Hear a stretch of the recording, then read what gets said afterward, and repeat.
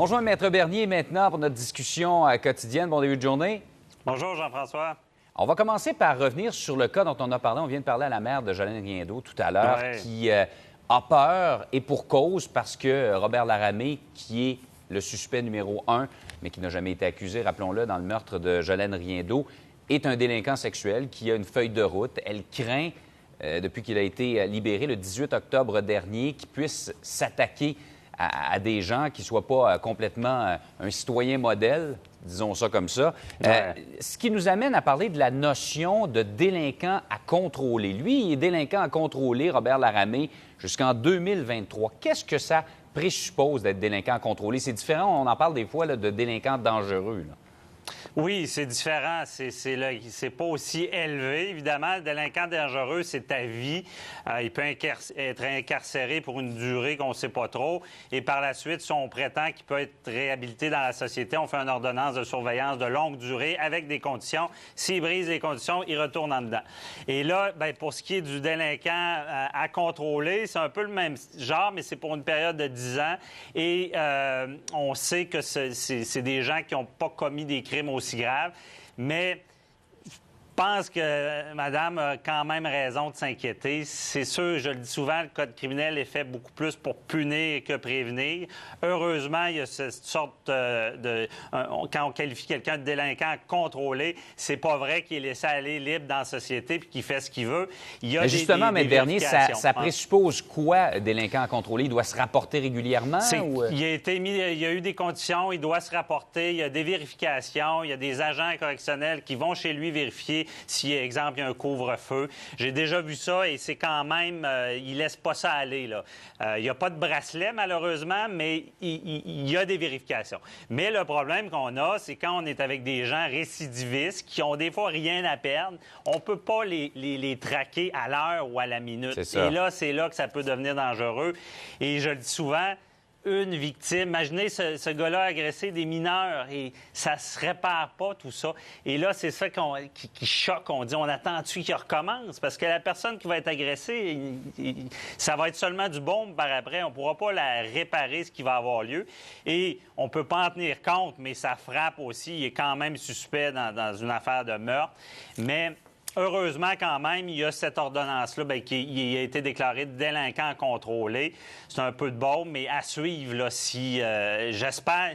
je sais que Madame disait, la mère de Jolène disait qu'il aurait brisé des conditions. J'ai pas l'information, mais sachez qu'habituellement, c'est ça la beauté de ce processus-là.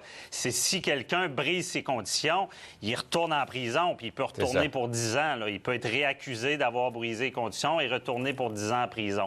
Donc, je sais pas si c'est ce qu'il a fait. Mais ça, on le dit encore une fois, on le dit aux politiciens, il est temps de faire du ménage dans le code. Il est temps d'arriver avec des solutions qui sont beaucoup préventive, d'aller dans le préventif, comme le délinquant à contrôler, mais peut-être encore mieux encadré.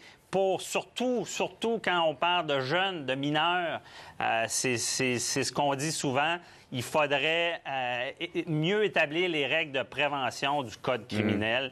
Et c'en est une, mais c'est à suivre, là. Et si on vient à l'affaire, au cas du meurtre de Jolène, rappelons-le, là, elle était un peu frustrée du travail du SPVM. Évidemment, ils ont arrêté personne dans ce dossier-là. Il a déjà été rencontré, je dirais pas interrogé, mais en tout cas rencontré par les policiers. On lui a posé des questions.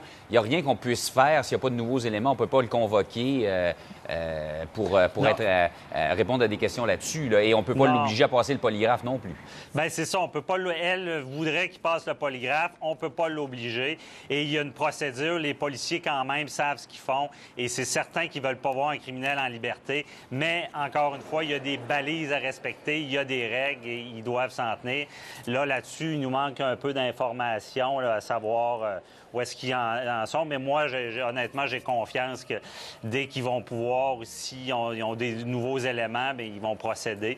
Mais effectivement, des fois, on se dit, bien, le fameux polygraphe devrait-il être obligatoire? Parce qu'on sait que des fois... Mais les avocats de la défense, on le dit tout, non, c'est pas infaillible. Donc, dans notre société qui veut un système très rigoureux pour pas qu'il y ait des innocents qui payent quand ils devraient pas, bien, c'est pour ça que c'est pas obligatoire et ça n'a pas force de preuve Même s'il est passé, c'est pas une preuve. On peut seulement déposer l'interrogatoire du polygraphe et non le résultat. Là. Absolument.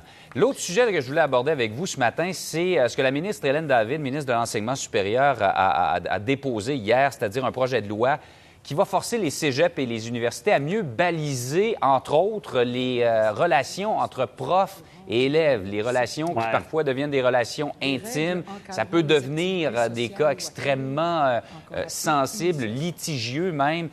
Qu'est-ce qu'il faut voir dans ce projet de loi-là? Bien, il y a plusieurs aspects. C'est sûr, lorsqu'on parle d'adultes consentants dans les universités, là, on demande que l'université soit mise au courant, qu'il y ait une sorte d'avis. Ça reste à voir, peut-être, avec les droits et libertés, là, on va peut-être un peu trop loin là-dessus. Il y a une chose qui est certaine, ça, c'est une partie là, du projet de loi, le professeur et l'élève. Et de toute façon, un professeur avisé de nos jours se retrouvera pas seul avec un élève mineur. Là. Je veux dire, il y a quand même des processus d'établis dans les écoles. Et pour ce qui est des adultes aussi. Mais il y a cette partie-là, mais il y a aussi la partie de dire on veut pas d'agression sexuelle dans les écoles, dans l'université. Et ce qu'on veut, c'est qu'il y ait un délai quand on dit, je crois que c'est septembre 2019, là, pour s'ajuster et mettre des protocoles en place dans les écoles pour éviter tout ça. Mais on sait que déjà, la jurisprudence, c'est à cet effet-là. Là. Il peut y avoir des poursuites. Exemple, s'il y a une agression, s'il y a de l'intimidation, des choses comme ça, et que l'école ne fait rien, c'est déjà dans la loi sur l'instruction scolaire de dire, vous devez mettre en place des protocoles pour éviter tout ça. Et si vous ne le faites pas, bien, votre responsabilité peut être engagée. Mais à suivre, parce que moi, ce qui chicote un peu plus, c'est entre adultes consentants là, de régir ça. Ça peut être plus difficile. Oui, mais il fallait quand même établir des balises générales et laisser les institutions y aller dans les détails.